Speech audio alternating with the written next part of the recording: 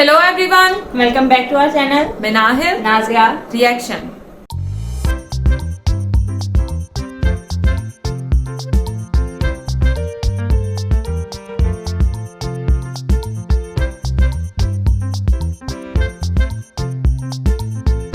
आज जिस वीडियो पे हम रिएक्शन देने जा रहे हैं उसका टाइटल है वीडियो का टाइटल है Pak media crying as world bank has now become Bharat bank और इनके चैनल का नेम है इंडिया पॉइंट। आज हम लोग इस वीडियो पे रिएक्शन करने जा रहे हैं। वीडियो का लिंक और टाइटल आपको मिल जाएगा डिस्क्रिप्शन बॉक्स में। और अगर आप हमारे चैनल पर नहीं है तो जल्दी से सब्सक्राइब करें, ज्यादा से ज्यादा फ्रेंड और फैमिली के साथ शेयर करें। जल्दी से पढ़ते हैं वीडियो की जानिब और देख लेते हैं ये वीडियो। अभी मैं देख रहा था कि US state department spokes person है मैथ्यू मिलर, उन्होंने कहा है जी कि हम अर्ज करते हैं भारत और पाकिस्तान के कि वो डायरेक्टली बात करें। अमेरिका इतना बेबस क्यों हो गया कि वो इंडिया को ये कह ही नहीं सकता, और हमारे वजीर आजम यहाँ बार बार चीख रहे हैं कि इंडिया से बात करनी है और अमेरिका कहता है कि आप खुद बात करें, हम नहीं करा सकते। इंडिया वो ताकतवर है ना, फाइनेंशियली स्ट्रांग है, इस वजह से। अमेरिका के अंदर हिस्ट्री बन रही है, एक प्रेसिडेंशियल कैंडिडेट है, पोल्स में इस वक्त सबसे आगे आ रहा है।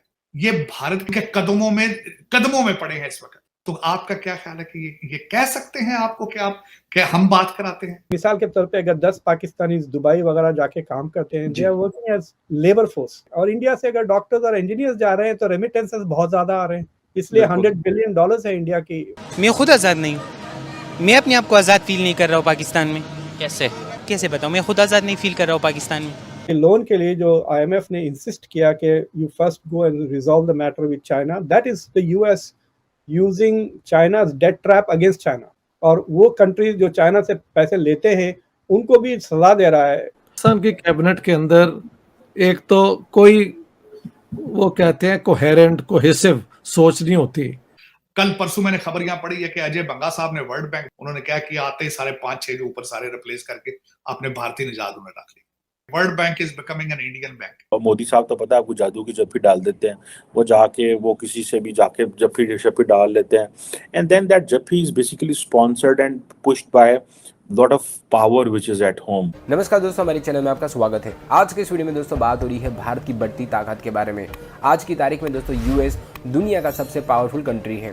दुनिया के जितने भी छोटे मोटे देश हैं उनको US किस तरह से दबाता है वो हम सब लोगों ने देखा है। दुनिया के बाकी देशों को US हमेशा ऑर्डर करता है, वो उनसे पूछता भी नहीं है। पर दोस्तों जब बात भारत की आती है तो US के सुर बदले बदले नजर आते हैं। US भारत को ज्यादा से ज्यादा सिर्फ रिक्वेस्ट करता है। इतना ही नहीं दोस्तों, हम लोगों ने ये भी देखा है कि US ने कई बार सिर्फ और सिर्फ भारत के लिए अपने कॉन्स्टिट्यूशन को भी बदला है। यानी कि दोस्तों बात बिल्कुल ही साफ है कि US किसी भी तरह से भारत को नाराज करना अफोर्ड नहीं कर सकता, और इसलिए तो दोस्तों पूरी दुनिया से देख रही है कि भारत अब कितना ज्यादा पावरफुल कंट्री बन चुका है। फिलहाल दोस्तों इसी खबर को लेकर, मुद्दे को लेकर पाकिस्तान मीडिया में क्या रिएक्शन देखने को मिल रहा है उसको जानने के लिए शुरू करते इस वीडियो का अगला भाग।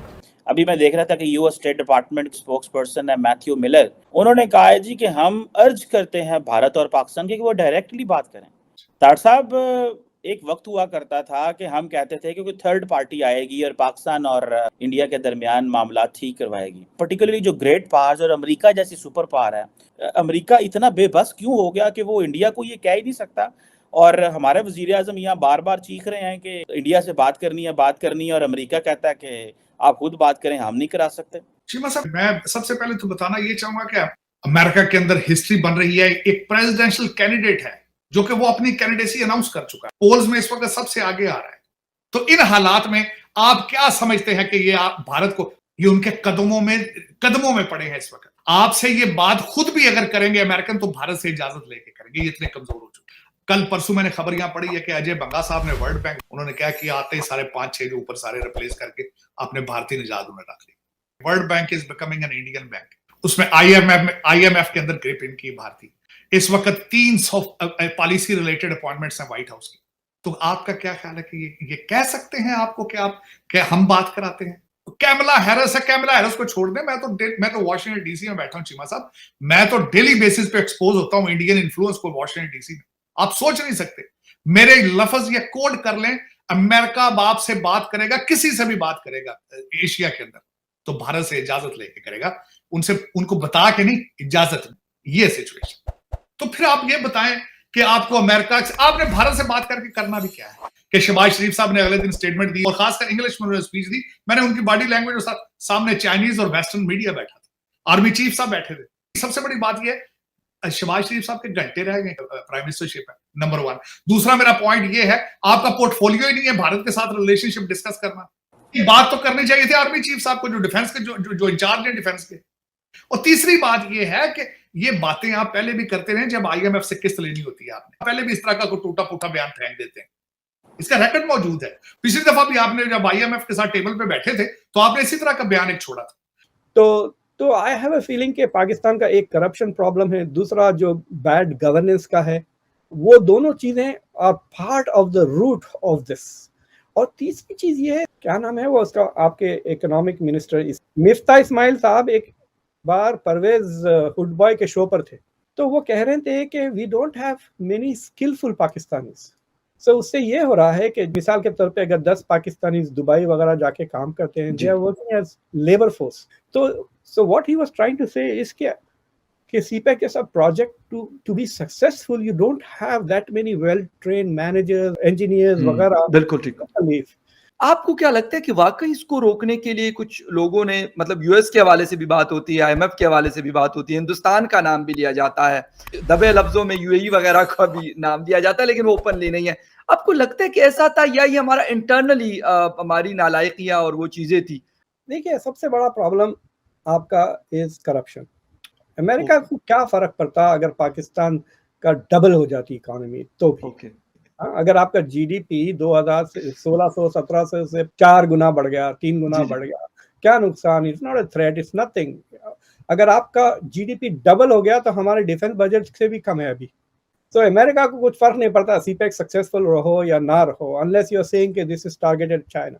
चाइना दुनिया का second most powerful country, is it not able to protect its own investments? ये सवाल उठता है ना कि it is not just Pakistan which is defending and trying to make CPEC successful. This is China and Pakistan both trying to make it successful. तो ये बातें China से सुनने में नहीं आ रही। There is no evidence that the United States is trying to sabotage CPEC. Right. हाँ, ये अलबत्ता है, IMF में जो के लोन के लिए जो IMF ने इंसिस्ट किया कि you first go and resolve the matter with China, that is the US using China's debt trap against China. और वो कंट्रीज जो चाइना से पैसे लेते हैं उनको भी सजा दे रहा है। मतलब देखिए, आप एक ही हफ्ते में बांग्लादेश को स्टाफ लेवल अप्रूवल मिल गया, आपको तो अभी भी सर नहीं मिला, हमें तो स्टैंड बाय सिर्फ मिला अभी फिलहाल, वो वाला तो नहीं मिला, 9th और 10th रिव्यू अभी भी नहीं मिला। हाँ, तो you see the difference in the two ways ना, जिस तरह से IMF ने, हालांकि IMF बांग्लादेश का भी ताल्लुकात बहुत अच्छे हैं चाइना के साथ, तो लेकिन उसके बावजूद the differential treatment of IMF to Pakistan in Bangladesh is an interesting question ना। एंड यू विल रियलाइज कि वहां पे भी बहुत करप्शन है। मैं देख रहा था कि एक न्यूक्लियर पावर या कोई पावर स्टेशन इंडिया में भी बना और बांग्लादेश में भी, सेम कंपनी, इंडिया में 7 बिलियन का या 770 मिलियन, बांग्लादेश में डबल था वो। It costs double in Bangladesh, so you can see the corruption, right? वहाँ पे भी corruption है, लेकिन it is not to this scale that you have in Pakistan, right? कि ये जो बात इंडिया ने हमें तबाह कर देना है और 75 साल उसी में लगे रहे, आज आप क्या देखते हैं? इंडिया के ऊपर इल्जाम तो मोहम्मद अली जिन्ना से शुरू होता है कि एक यूनाइटेड इंडिया के अंदर मुसलमान जो है will be, these are his words, इस डर के ऊपर और 7वीं सदी की जो अनरियलिस्टिक बातें करके इन्होंने। तो वीडियो हम लोगों ने वॉच की और जहां तक इस वीडियो के थ्रू ही हमें तो पता चला, हमें तो नहीं पता था अभी तक, तो हम लोग यही सुनते आ रहे हैं कि जो अमेरिका है वो दुनिया की सबसे बड़ी ताकत है और है अभी भी, लेकिन उसको जो है कोई भी फैसला करने के लिए इंडिया से इजाजत लेनी पड़ती है। ये हमें इससे पहले नहीं पता था, जो कि इन लोगों ने बताया। अच्छा, ये जो है ना, कोई भी बात अगर ऐसी होती है ना, मतलब मुझे ऐसा लगता है कि आपस के ताल्लुकात भी कोई मायने रखते हैं। अब जैसे सेकंड जो सुपर पावर है पूरी दुनिया की वो है चाइना, और चाइना और USA की इतनी बनती नहीं है, और जाहिर सी बात है चाइना और इंडिया के भी आपस में क्लैशेस हैं, तो फिर वो कंट्रीज जो है ना वो उनको अप्रोच करते हैं जो कि उनके दुश्मनों के दुश्मन होते हैं ना। मुझे लगता है फिर वो लोग चाहते हैं कि हम लोग जो है ना वो एका करते हैं, हम लोग एक दूसरे की बात मानते हैं, और USA जैसे दुनिया की सुपर पावर बना है, जाहिर सी बात है उसके लिए ये गेम, माइंड गेम खेलना या डबल गेम खेलना या पॉलिटिकल गेम खेलना कोई वो मुश्किल काम नहीं है। उसको पता है कि किस तरीके से किसको ट्रैप करना है या किसके साथ दोस्ती करके उसका फायदा है और किसके साथ दोस्ती करके वो अगले बंदे को नुकसान पहुंचा सकता है। तो ये भी रीजन हो सकती है। बाकी रही बात ये, मैं इसे एग्री नहीं करती कि भाई उसको अगर पाकिस्तान उनको ये कह रहा है कि हमारी भारत के साथ बात कराओ, पहली बात ये कि आप अमेरिका को क्यों कह रहे हो कि हमारी भारत के साथ बात कराओ? हमेशा से हम सुनते आ रहे कोई थर्ड पार्टी बीच में हाँ, होनी चाहिए तब आप- बात होगी। हाँ, मुझे नहीं लगता कि थर्ड पार्टी होगी तो ही भारत के साथ कोई मामला जो है ना रिजॉल्व होंगे। ये लोग इनकी एड़ियां रगड़ जो चुके हैं, ये लोग अक़वाम मुत्तहिदा में जा जाके अपना इशू जो है वो रख के, कश्मीर का इशू रख के कोई फायदा नहीं हो रहा। तो फिर अब मुझे नहीं लगता इनको कि थर्ड पार्टी किसी को लेकर आना चाहिए, या तो फिर वो क्या डू एंड डाई वाली सिचुएशन करें, जैसे जो कहते हैं कि भाई या तो पाकिस्तान रहेगा या इंडिया रहेगा, या फिर डू एंड डाई वाली सिचुएशन करें, या फिर जो है वो खुद जो है वो कहते हैं ना फेस टू फेस भाई बात करो। किसी थर्ड पार्टी को लाने की जरूरत नहीं आता। किसने आपकी हेल्प की है? अभी भी आप जो है अमेरिका के कहते हैं कि पांव चाट रहे हो कि यार हमारी इंडिया के साथ बात करवाओ, और वो आगे से ये कह रहा है कि भाई मैं नहीं करवा सकता, आप खुद करो। तो फिर आपके पल्ले क्या रह गया? मतलब आप खुद भी बात कर सकते हो। हमारा हमसाया मुल्क है, मेरे ख्याल से हमारी इतनी अच्छी इनके साथ होनी चाहिए कि लोगों को, जो दूसरे ममालिक है ना, उनको हमें कहना चाहिए कि यार आपका हमसाया मुल्क है। हाँ, तो हमें जो है वो इंडिया के साथ जो है ये फायदा नजर आ रहा है, क्योंकि जाहिर सी बात है भाई बढ़ती हुई ताकत है। सब यही चाहते हैं कि हमारे जो है ना वहाँ उनके साथ हमारी ट्रेड हो, उनके साथ इन्वेस्टमेंट हो, कुछ भी है तो हमारी उनके साथ बननी चाहिए, ना कि हमारे इतनी वो कहते हैं ना कि कट्टर टाइप की दुश्मनी हो गई है, और वो भी हम खुद रिजॉल्व नहीं कर सकते। मतलब हम लोगों ने अपने आप को इस काबिल नहीं छोड़ा कि हम लोग उनसे खुद बाकायदा फेस टू फेस बात कर सके। हमें तीसरे बंदे का सहारा लेना पड़ता है। तो फिर अभी जैसे ये वर्ल्ड बैंक जो है वो इंडिया बैंक जब बन जाएगा तो फिर आप क्या करोगे? जो आप कर्ज लेने के लिए IMF के पास जाते हो, फिर तो मुझे लगता है कि आपको इंडिया के पास जाना पड़ेगा। फिर भी तो जाओगे ना, तो फिर इसका मतलब इससे बेहतर यही नहीं है कि आपस के ताल्लुकात ही ठीक कर लो। कर्ज ये जैसे अभी जो है ना वो इंडिया की चीजें हम यूज करते हैं दुबई के थ्रू, तो मेरे ख्याल से कर्ज भी जो है वो दुबई के थ्रू किसी बैंक से जो है वो पाकिस्तान लेगा। और जहां तक वाकई पहले भी अभी जैसे हम ये बात कर रहे थे, जब से हम छोटे से है ना हम यही सुनते हुए आ रहे हैं, बल्कि हमारे अम्मी अब्बू के टाइम के जमाने से यही सुनते आ रहे हैं, क्योंकि हम इंडिया और पाकिस्तान के जो दरमियान जो मेन मसला है ना वो है ही कश्मीर का। तो हम यही सुनते आ रहे हैं कि यार कोई थर्ड पार्टी बीच में पड़े, कोई थर्ड पार्टी मेन क्या कि अमेरिका जैसे सुपर पावर है उसकी बात जो है वो मानी जाएगी। वो अगर कोई किसी भी कंट्री के साथ उसके ताल्लुकात अच्छे हैं, अगर वो अपनी राय देगा तो उसको माना जाएगा। लेकिन अगर अब हम देखते हैं तो इंडिया भी जो है वो जल्द सुपर पावर बनने के भाई करीब है। अगर उनकी इकोनॉमी की बात करें, हर लिहाज से जो है वो इंडिया जो है वो स्ट्रांग है। तो इसीलिए मेरे ख्याल से अमेरिका भी जो है वो पीछे हट गया कि भाई मैं क्यों इंडिया से बात करूं, तुम दोनों के आपस के ताल्लुकात हैं वो खुद करो। लेकिन फिर वो कहते हैं ना पाकिस्तान बार बार के नहीं हमारी बात कराओ।